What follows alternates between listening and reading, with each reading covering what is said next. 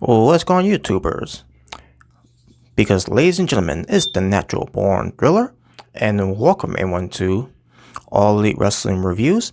Sorry for the delay for this review for AEW for pertains to what happened last week for AEW Dark and AEW Dynamite. I'm about to get through all that coverage right here, right now. And here we are. So we're getting ready to start doing this first results for AEW Dark from January 26, 20 and January 26, 2021. They were at the place in Jacksonville, Florida, with Excalibur and Taz on commentary. Also, on-off commentary where it pertains to Ricky Starks. And I can't remember if Anthony Ongogo was there, but probably Jr. -1 was on there. And I can't remember if there any women's on there where it pertains to a women's commentary. I don't remember if there was or not, but I just can't remember. But anyways, let's get to the show here. Just to get this out of the way, talking about wrestling, were 15 matches that have been on this show. So let's get right into it. And by the way, maybe just bring this up in case I forget. But in fact, no, I'll say it later. I'll bring it up later. Miro, being accompanied by Charles Taylor, who is the butler for Miro until we get to the wedding thing. Kip Sabian and Plenty Four, the ones that are getting married. Miro goes up against Fuego del Sol, and this basically was a squash. Fuego del Sol got some offense, but wasn't enough. At the end of the day, Miro got the win, and there you go. Aaron Solo and Lee Johnson teaming up against Jurassic Express, Jungle Boy, and Luchasaurus being accompanied by Marcus Stunt, who stunned his growth. Match itself, it was decent. In the end, it was Jurassic Express getting the win over Aaron Solo and Lee Johnson. TNT, which is Terrence.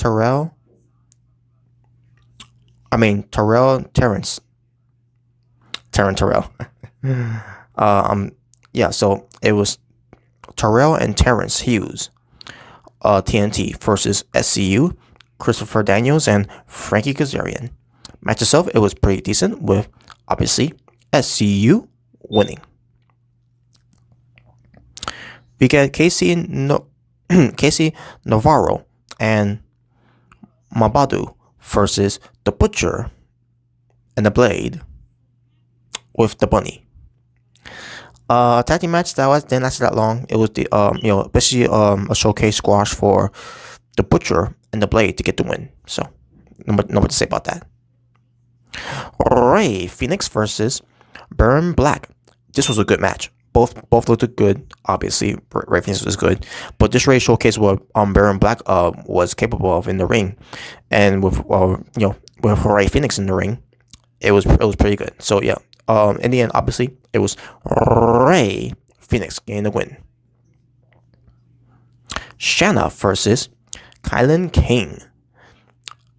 Match itself, it was decent, with Shanna getting the win over Kylan King.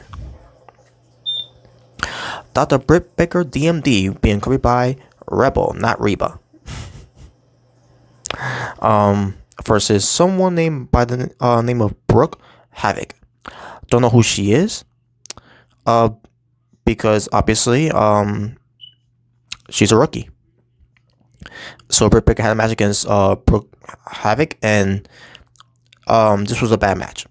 This match wasn't really that good at all. I don't fault Britt Baker in this, really. To me, I blame AEW for this because pertains to a rookie who started in the wrestling business. Because she's about maybe 18 or 19 years old, and she looks really young, and looks like she's not very experienced and all that. And Brooke Havoc, and she's going up against someone in Britt Baker who is green as a wrestler. But she's finding her drive. She's already improving after her injury from last summer. But watching this, I see myself, of all people that AEW had Brooke Havoc wrestle against, of all people, it had to be Britt Baker. Basically, they're trusting Britt Baker to call the match to carry this rookie for this match on Dark. And I thought it was not a good idea because Britt Baker no nothing not to try to say that she can't carry a match, which by the way where tends to hold her own in the ring. It's a hit or miss, but for me it will always be a miss. But this match was not that good at all. You could tell that this Brooke Havoc was listening to everything that Britt Baker's telling her to do, and it just didn't look good. It looked bad. This is one of Britt Baker's bad matches, and it's no fault of hers. I just thought it was she was not the right opponent to help out. This Brooke Havoc. If there's any potential in this Brooke Havoc, she's still green. She's a rookie. She's trying to find her drive or what she's trying to can do as a female wrestler right now, and it just didn't sit well with me at all watching this. In the end, Britt Baker wins. No much to say about that. Santana Ortiz, they cut a promo backstage about how people say New Year, New Me. The issue a warning saying that it's their time to eat. And I think Ortiz may have said something about he said a quote from the late great big a Puerto Rican rapper, said something about I can't remember because I always listen to a Big Pun too, and I can't remember what it was. But it's basically from the song Beware. I just can't remember on the lyrics of it though. That's the problem. I can't remember the lyrics. It was something about you've been warned. Beware, something like that. It was something to that degree. But those who are fans of Big Pun, probably know the lyrics more than me. So, but yeah, it was a good promo though. Good promo though. Especially Santana Ortiz are Puerto Rican, so they can they're relatable. Abaddon. Yes, Abaddon is back on AEW Dark after being buried by Hikaru Shida after that one title match that she had. And now she's back doing Dark. She goes against Vervixen. And match itself was it was a showcase for Abaddon, obviously. But Vervixen, she really stole for Abaddon. She had some offense, but in the end, it was Abaddon getting the win. So yeah, Abaddon is back on square one and everything to get back on track. Pretty Peter Avalon did his thing and I skipped it, didn't care. Moving on. Mike Vernon and Rising versus Santana Ortiz, Proud and Powerful. A squash. Santana Ortiz won. Not much to say about that. Someone by the name of Davini versus Ty Conti, where she's being accompanied by Anna J of the Dark Order and -1 of the Dark Order as well. Ty Conti wins. So that's what I was trying to say, folks. Ty Conti won the match. And by the way, if you keep seeing me moving at different locations, it's because I'm trying to avoid any interruptions or tends to any conversations that's happening in the background. So that's why you're seeing me in different locations and everything. So but bear with me for that one. But yeah, Ty Conti won against this girl again by the name of what's her name again?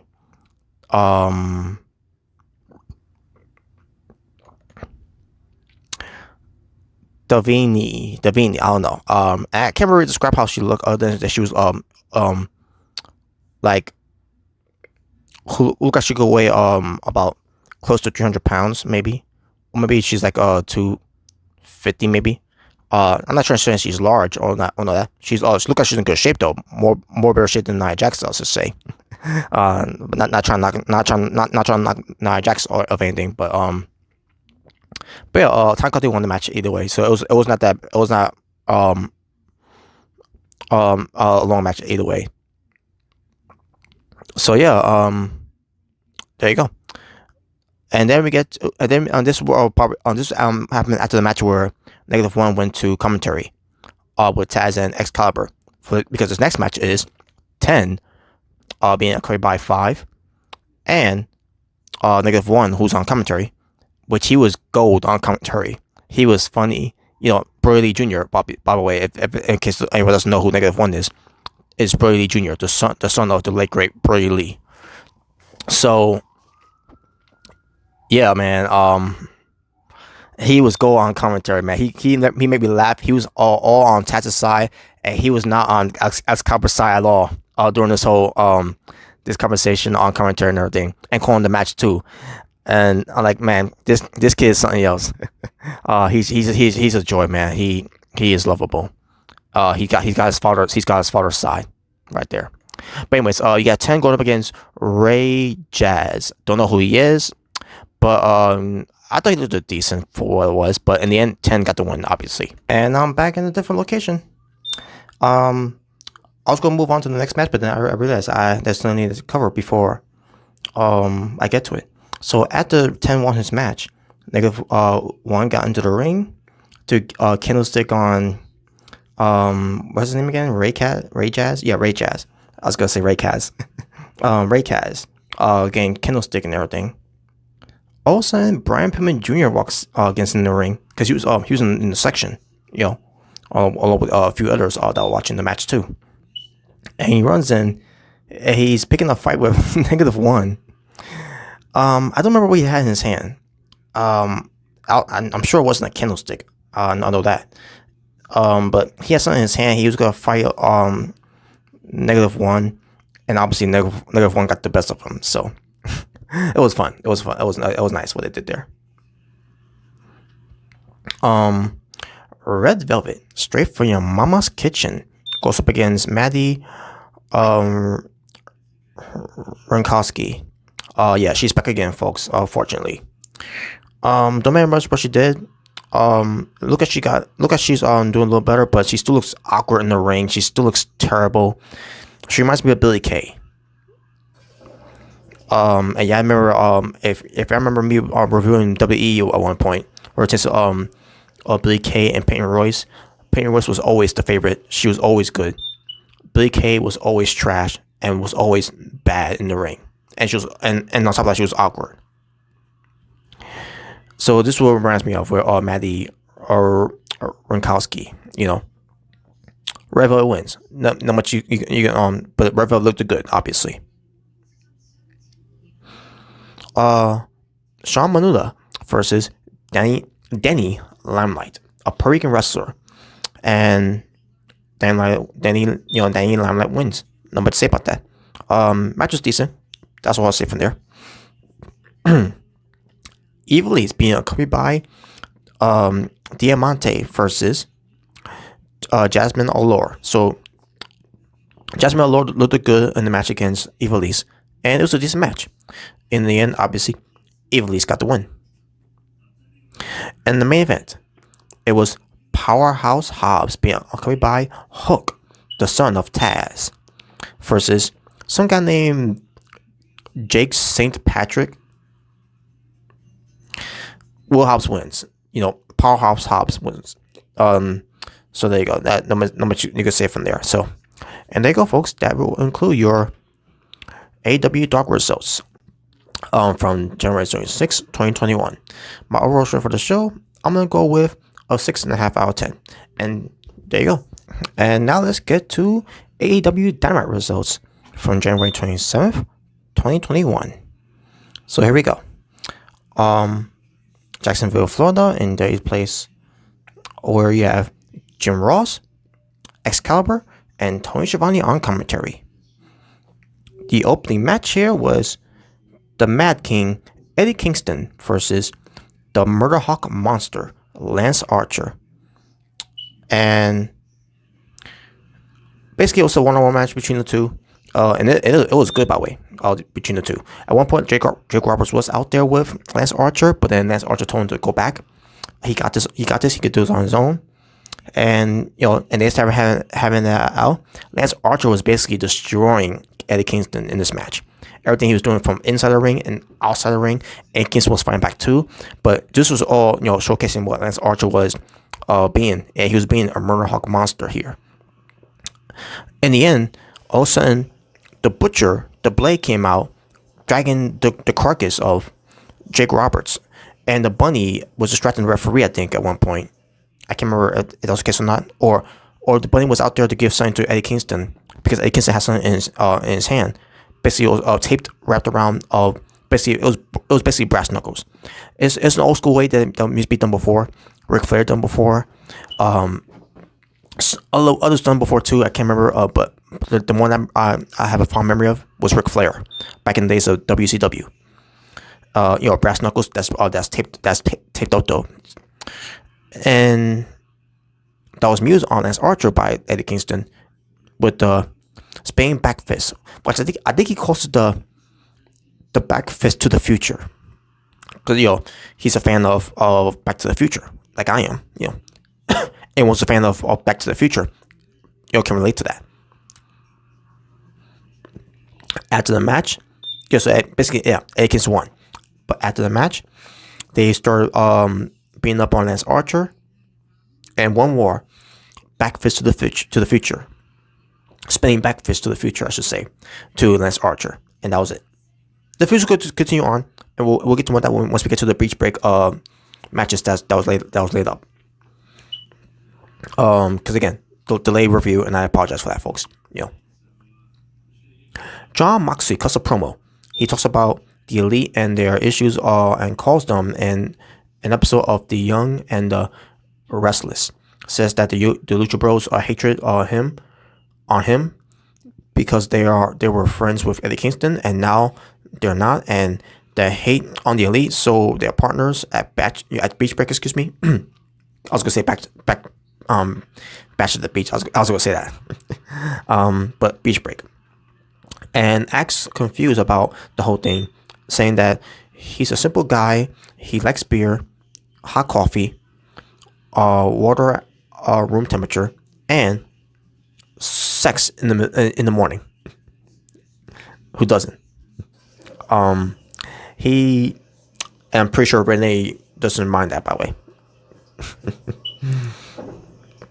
But he says he doesn't complicate things, and says that he loves a good fight, a good 6-man, and tells Pac and Phoenix to saddle up, because they are going into a gang warfare at Beach Break, and says that he doesn't know what's going to happen, but it will be wild.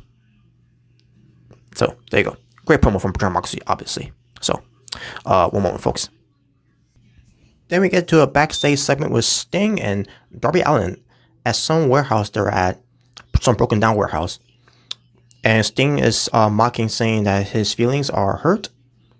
Basically being sarcastic and everything. After Taz remarks about them being hoodlums.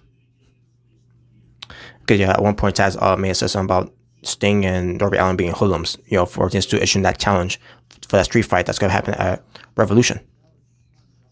So basically Sting took offense to that, saying that I'm not a hoodlum, but Darby Allin is a hoodlum. And then Darby Allin starts saying it doesn't matter if you play clean or dirty in the streets, because it's all about survival. And basically throws a skateboard to the window of the broken down warehouse that they were in.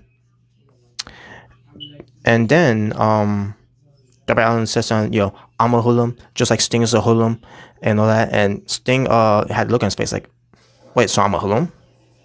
So then Sting started smirking, and he starts bashing his his baseball bat, bashing the windows with his baseball bat. Excuse me.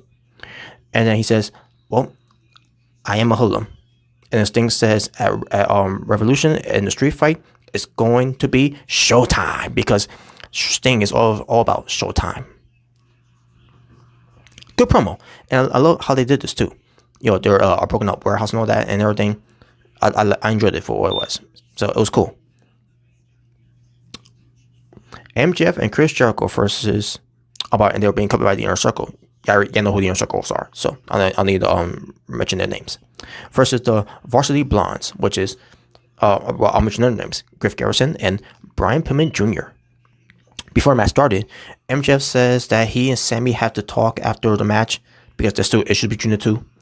Obviously, because Sammy Guevara does not trust MJF. It's not since day one. So, we'll take care of that when we get to that momentarily. But he says to Griff Garrison, because remember, if anyone remembers, Griff Garrison and MJF used to be in the ring together months ago during the build-up where MJF was going up against Jon Moxley for the build-up for All Out. So here we go again with Griff Garrison and MJF. They meet again. So MJF basically tells Griff Garrison, you just quit before you embarrass yourself. And then Griff Garrison starts punching him and all that, and they start getting the upper hand on MJF, and MJF was trying to get a chair to be up on on Griff Garrison. But the match continued on though. Match itself, it was decent. I enjoyed the match for what it was. And Chris Jericho did the juice effect to I can't remember who was legal. Yeah, it was Brian Pillman Jr. To Brian Pillman Jr. With the juice effect, and he finished it by doing a picture perfect lion salt. Because remember, when he did the lion salt before, which it was during that the main event they had with the Inner Circle, the whole Inner Circle tag team match of who's gonna be the tag team of the Inner Circle. Jericho bossed that lion salt where he almost landed on his head or on his face like that, where it could have ended pretty badly. But luckily it didn't. In this one, he basically did the lion salt here, and he covered the cover on Brian Pillman Jr. And then he looks at the camera, basically saying, "Yeah, what are you saying that now? You marks or whatever, to all to the haters or whatever and everything."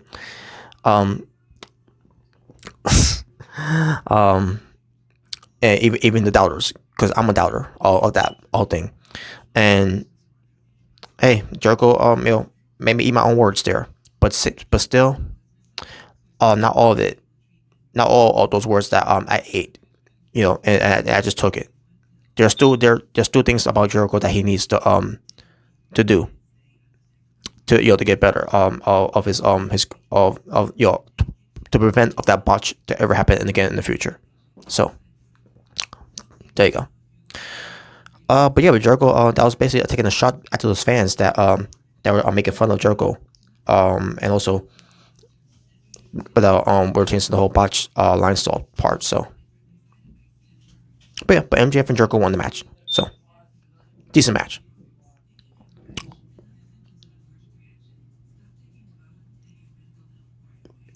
Oh, Pac, he cut a promo. He wasn't there on the show, but he was basically somewhere, I don't remember where he was at. But he was some dark room or wherever. He was cutting a promo, and he basically cut a promo about that Kenny Omega and his buddies walk around acting like they own the place, and they call themselves a pack. Basically, he calls them a pack of dirty mongrels.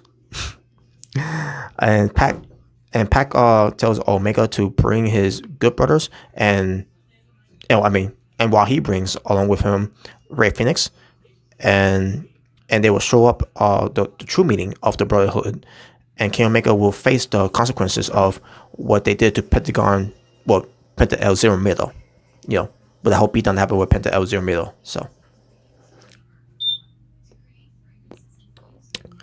and the reason why that whole thing happened because Penta El Zero Miedo it was supposed to be like a kind of injury that he was going through.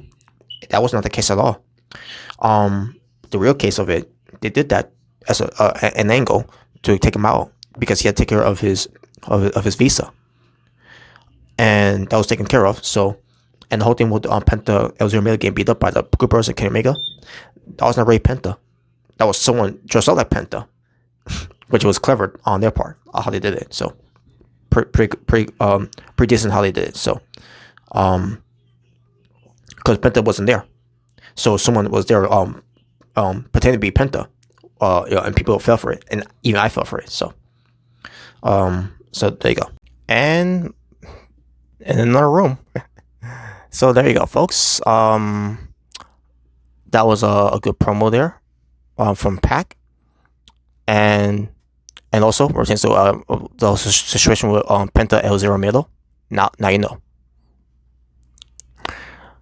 Then we get to a footage where Shaquille O'Neal was calling out Cody Rhodes during the AEW Awards show that they did it on their site. And also they did. I think they did it on their YouTube channel as well. I can't remember if it was on a YouTube channel or whatever. But basically, this whole thing was Cody Rhodes. He's going to address what Shaq said, and same as the women. That comment that Shaq said pertains to that whole thing was earlier on that day. Now, the advertisement of Cody Rhodes responding to what Shaq was saying, all the comments was back when Shaq and Brandy Rose was doing the interview, alongside with Tony Schiavone monetizing it. With the whole thing where I was just kidding about me and Cody was just putting around blah blah blah.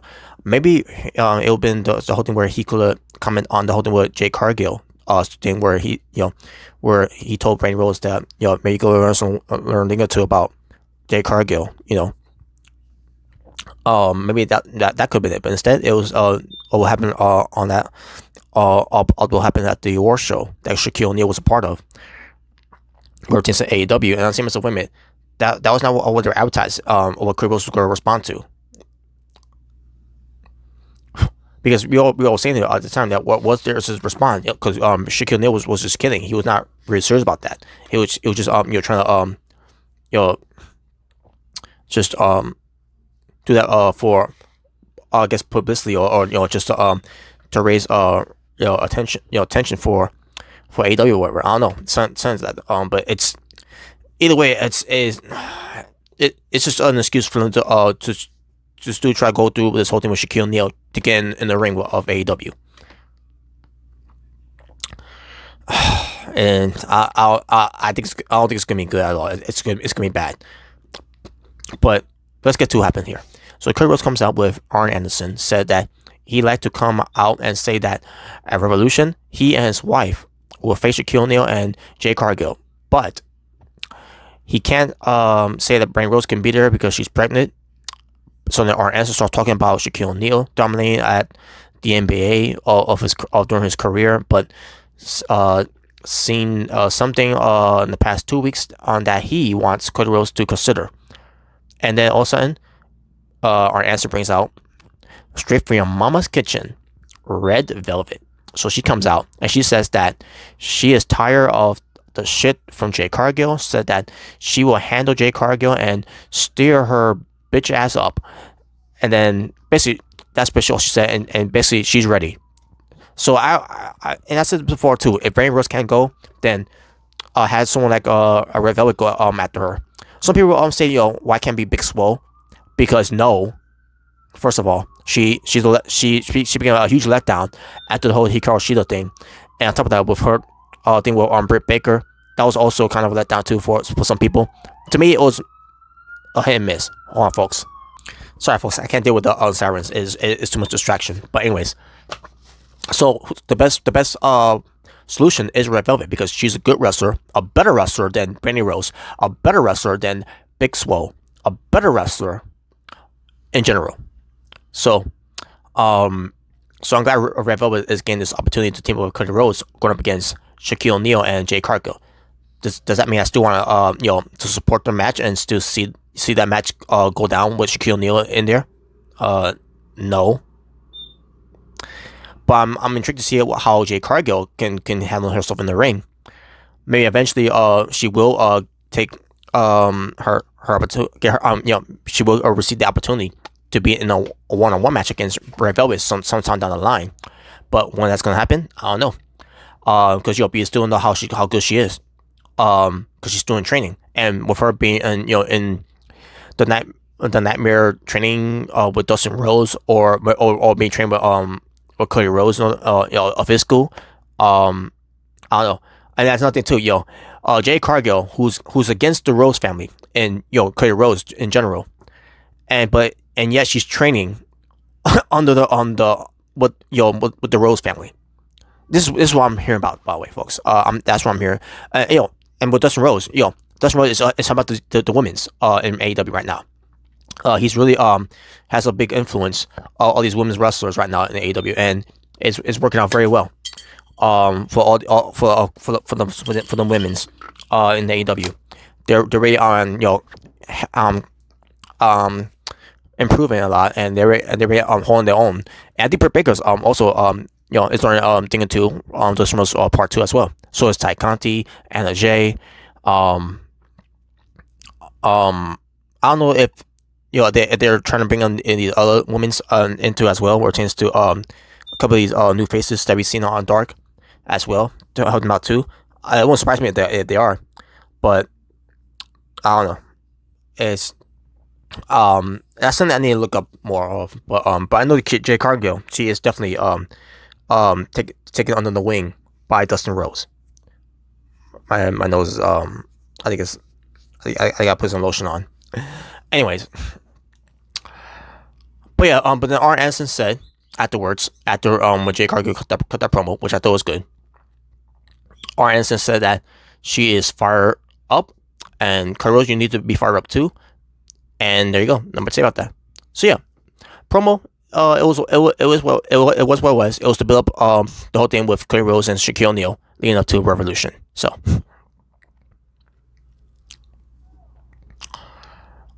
the Hangman, Adam Page versus some guy named Ryan Nemeth. Now when I saw him, he looked like Dolph Ziggler, and then I realized, oh wait a minute, this is Dolph Ziggler's brother.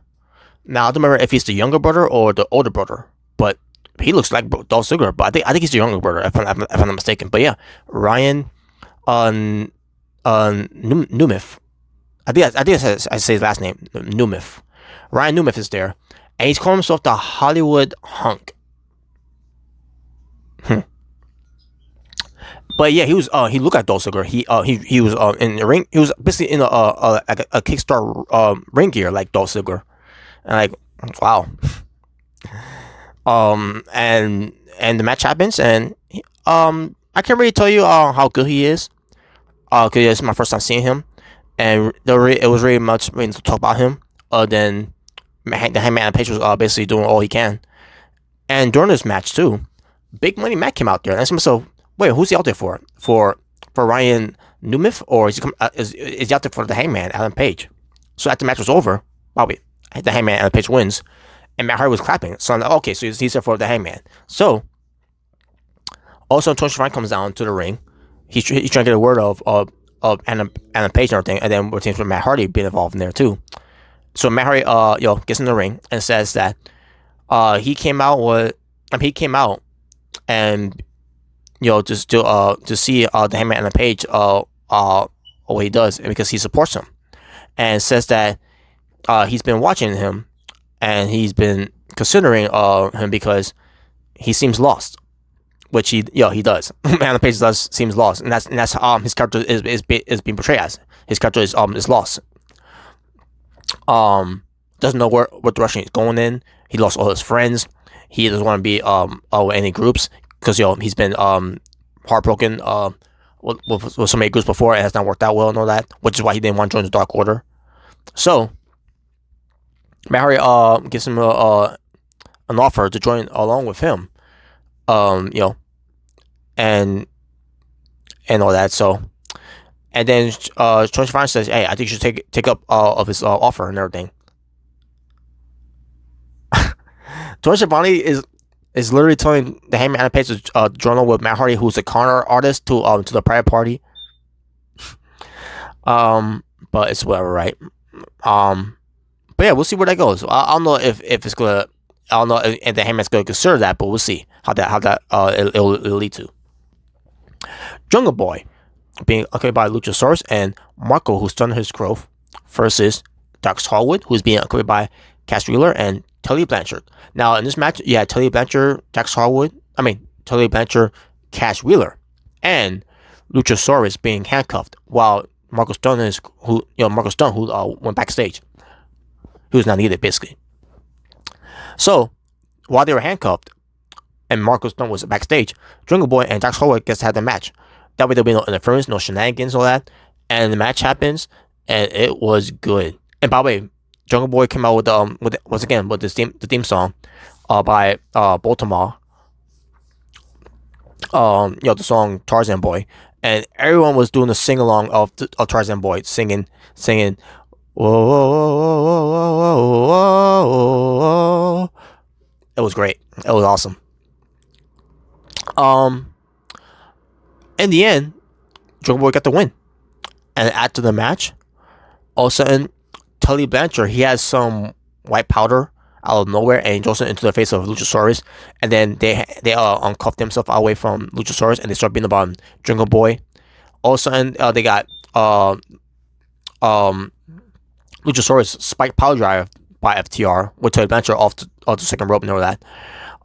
It looked kind of awkward because Tully Blanchard he's older and all that, but he looked like he can still handle himself in a way, but it was a little awkward the way it looked. And then they handcuffed him on the ring ropes, and then they got scissors. And I said, wait, are they cut his hair? And then no, they went to the mask. And I said, oh wait, they're gonna take this mask off. And then apparently they didn't take his mask off. Instead, they just cut off the horns off of his mask.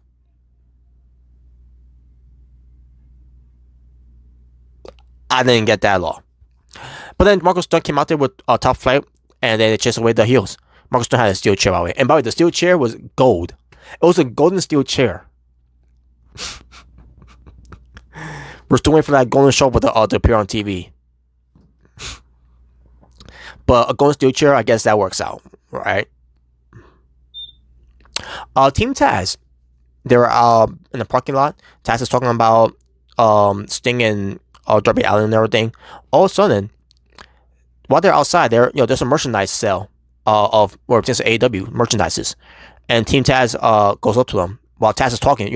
Powerhouse Hop sees all this and everything, and they all start going over there, and they see nothing but Sting and Darby Allin merchandises. And someone said, "Wait a minute, you telling me those are the only merchandise they're selling out back?" A coincidence that they're only selling Sting's and Darby Allin's merchandises outside. That was ridiculous. But this led to them destroying the merchandises and the merchandise staffs and all that. And then Taz was like, see, this is what I'm talking about. The disrespect for Team Taz. There's no Taz merchandise and everything. There's only Sting and Darby Allin's merchandise. And then Taz says, they're going to beat them up at Revolution in a street fight and everything. So that was it. Nothing much to say about that. Dr. Britt Baker DMD with Rebel, not Reba, versus Shanna. And the match itself, it was good. For what it was. It could have been better. But I'll say it was good in a way. In the end, it was Reba obviously getting involved. Where Tyson Shanna and obviously Sharon was going to win because they built up Britt Baker to go up against they're booking her strong Britt Baker to go up against Thunder Rosa for a beach break, and that's exactly what it was needed for. So Shanna was the one who had to be taking the loss here. After winning matches on Dark and getting away from Dark and all that, and she's on Dynamite, and she loses her return to Dynamite. So they continue on with the assault. Also, Thunder Rosa comes out, and then that chases away Britt Baker and Reba, and that was it. Rebel. MJF confronts Sammy Guevara. And MJF says that he didn't want to tell Warlow to get involved. He didn't tell Warlow to get involved. I meant to say, excuse me, because Warlow, I should mention, he got involved in the match. And it says that, but no way, I took he's the worst employee, and I took a payoff of him and everything, whatever. And Sammy Guevara cuts him off and says, hey, I know what you're doing. I'm not a fool and everything. And great manipulation and all that, but you need to stop. And MJF says to him, do you really want to go down that road? You really want to play this game? And then Sammy Guevara says, I ain't playing. And that was it. So they laid something here where Sammy Guevara's going to turn face, and he's going to probably lead the Inner Circle. And we'll see what happens with that one. Don't know much else to tell you. But you can see the dissension of the Inner Circle is now breaking away one by one. And Sammy Guevara's going to be the first one who is going to be gone. So the Good Brothers and the Young Bucks are backstage talking about tonight is Bullet Club, a Bullet Club party, more like a Bullet Club party. Hey, Tamatonga said that they're the Bullet Club. because the real Bullet Club are in New Japan Pro Wrestling, which is true. But says they are going to beat up Jon Moxley, and the way they said it too, by the way, is the way how they said it in WWE to John Cena. When the Good Brothers were with AJ Styles at the time, and that whole thing they did in 2016 where they said beat up John Cena. So they did it here, but instead of John Cena, beat up Jon Moxley, which I thought was funny. Also, Matt Jackson says that they're pumped up and all that. Also, let me get to Don Callis and Kenny Omega showing up, and Don Callis had a ridiculous tape wrapped around his eye. That was ridiculous. But Kenny Omega basically is all to try to pick up Kenny Omega and Young Bucks to no longer be friends and everything. So Kenny Omega took offense of what Young Bucks did to Don Callis, and then they tried to go after Don Callis again. This what is this and all that, and then Kenny Omega said, hey, back off from him. Basically a lot of dissensions going on here for of the elite, and also pertains to everything that's going on here, because Don Callis is causing this, and Kenny Omega is going along with is basically is weak and manipulated to go along with it. Main event time. 8-man tag team match: the Young Bucks, Matt and Nick Jackson, the Good Brothers, Carl Anderson and Luke Gallows versus the Dark Order, Evil Uno, Stu Grayson, John Silver, and Alex Reynolds. And this match was good. It was a good, fun match here. It put over the Dark Order of a good in a good main event match here, especially John Silver. I know people know. I know someone's not gonna like that when I said that, but I don't care, because I'm a Johnny Hungee guy. In the end, obviously the Dark Order didn't win. I knew that coming into it. The Young Bucks won against Young Bucks and Good Brothers won, I should say. And not much to say about that. And the Young Bucks said at the match, they're gonna be in the Battle Royale for this tag team match. That's gonna be on Beach Break. Said that if they win, they get to pick They get to pick their opponents for Revolution, and they basically teasing that they might pick the Good Brothers, because who said they could just pick anyone from AEW? They could pick someone else, or someone, basically, for example, someone from Impact Wrestling. So there you go. So they basically, Young Bucks are teasing that they could win this Battle Royale. But if they don't win, then someone else will win, and they will be the ones to be facing the Young Bucks at Revolution. Because at the end of the day, it's all about getting a title shot of the AEW World Tag Team titles. So after all this is going on, also Rick Fist comes out. He goes out after them, the Young Bucks, but though struck by striking both of them. The Good Brothers got to Phoenix. Jon Moxley comes out and attacks the Good Brothers. Ray Phoenix goes for this nasty tope con hilo. I mean tope, the tope con griot, and he overshot that shit. Like, holy shit! Like he really laid it in there to the Good Brothers there. And Kenny came out there to try to go after Moxley, but Moxley gives them the paradigm shift, and that was it. That was basically the end of that one, and that was the end of the show. And that will conclude your AEW Dynamite results from January 27th, 2021. 6 matches were the total amount for AEW Dynamite, and my overall strength for the show. Show was good. It was basically their go home show edition for AEW Beach Break on Dynamite. So, but I'm gonna go with I can't remember what was the overall story I did. Where it seems to be on the live reactions for the panel, But I thought it was a good show either way. So I'm gonna go with an 8.5 out of 10. Either I said 8 or 8.5, but either way, I'll go with 8.5 out of 10. Very good show as usual for AEW. And that will conclude your reviews for All Elite Wrestling for Dark and Dynamite. As I promised, here are the lineup matches for AEW Dynamite presents Beach Break 2021. Adam Page and Matt Hardy teaming up against Chaos Project, Dr. Luther, and Serpentico, which this was announced during the Impact Wrestling review. I mean, the Impact Wrestling show, I should say. The night before we get to AEW Dynamite's Beach Break. And I will get to that review when I get to it, because that's already talk about that one. But we're to that segment where it pertains to the advertisements for AEW. Ridiculous, but that's a cliffhanger there for y'all to find out. Lance Archer with Jake Roberts versus Eddie Kingston with the Butcher and the Blade and the Bunny, and a lumberjack match. So we're gonna have obviously we're gonna have AEW Dark wrestlers being lumberjacks in this match. So the tag team battle royale for the AEW World Tag Team Championship match at Revolution. If the Young Bucks wins, they will choose their opponents for Revolution.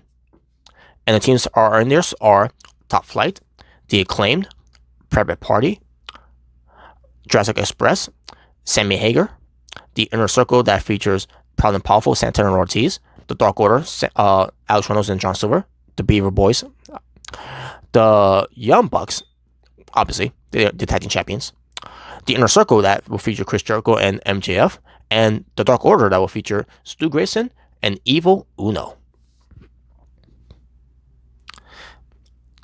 Thunder Rosa versus Dr. Britt Baker, DMD, being accompanied by Rebel, not Reba. And folks, let me say this right now. If Britt Baker, now obviously I'm gonna do this live too on the panels of live reactions, along with the Asylum. But if Britt Baker screws up in this match against one of the best wrestlers in the world and Thunder Rosa, welp, you know what that means. Just saying. And finally, the 6-man tag team match, that's obviously going to be the main event. Kenny Omega and the Good Brothers, and together they are the Bootleg Club. Machine Gun Carl Anderson and the Big LG Doc Gallows versus, and Kenny Omega versus John Moxley and two of the Death Triangles, Pac and Rey Fenix. So there you go, folks. Kenny Omega, Good Brothers versus Moxley and the two members of the Death Triangle, Pac and Phoenix. And there you go. And this what you got for a beach break. And also the wedding of Kip Sabian and Penelope Ford. Not except for that at all. Yeah. So that being said, folks, thank you for watching. I'm just going from here. Y'all know what to do. So, and there you go. So, Natural Born Driller. Peace on the streets. Take care.